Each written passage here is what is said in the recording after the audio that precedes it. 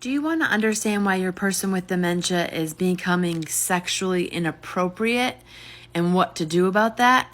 Hi, I'm Joanna and I'm a dementia expert. And I realize that this is a pretty taboo subject in senior care, but it needs to be talked about. The one thing I always say is just because someone has dementia or they're an elderly person doesn't mean they lost their sex drive. And that, along with not having a frontal lobe, that's going to cause a few issues. So that is the reason why people with dementia make unwanted sexual advances or make sexual comments to people. Because again, if you don't have a frontal lobe, how many times have you thought something like, ooh, they're cute, or ooh, that's a nice butt? You think that in your head, but you don't do anything about it. That's because you have a frontal lobe, but they don't.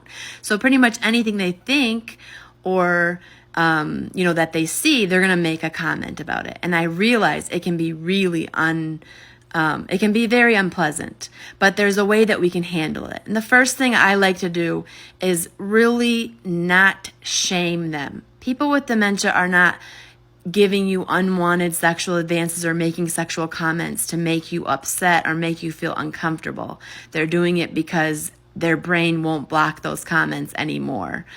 And so, it's going to come out sometimes. The last thing that we want to do is shame them because that's just going to make them agitated and angry, and it can also break trust.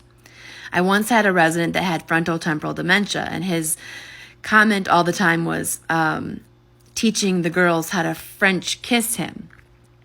And a lot of times we would just laugh and be like, oh, yeah, we know how to do that. Or we might say something about, maybe he can show his wife when she gets here. We might say something like that in a fun way. But the best thing I've ever seen a caregiver do when they handled that is I had a resident come out of their room like this with their hands like right in front of the caregiver's breasts. And as he was walking towards her, he was saying, "Here, let me give you a hug."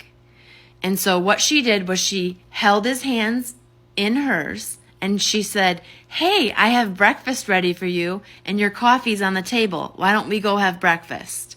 And walked with him, holding his hands to walk to the table. He totally snapped out of it. He didn't say anything else about it. He went and he ate his breakfast. He was calm and kind. So really, that's the best way to handle it, is trying to do the redirect. But sometimes you do also just need to leave the room or leave the area that person is in to get yourself out of harm's way, or just to get them to reset. Maybe switch out with another caregiver or switch out with a male caregiver. Sometimes that can help as well. But again, the big thing is we don't want to shame them. We don't want to make them feel bad. We don't want to say, oh, your wife would be so mad at you right now, or don't you remember you have a wife? Because none of that stuff is really going to help or make it better. But by redirecting or removing ourselves from the situation, that is going to be what makes it better and will not break that trust or connection with your person.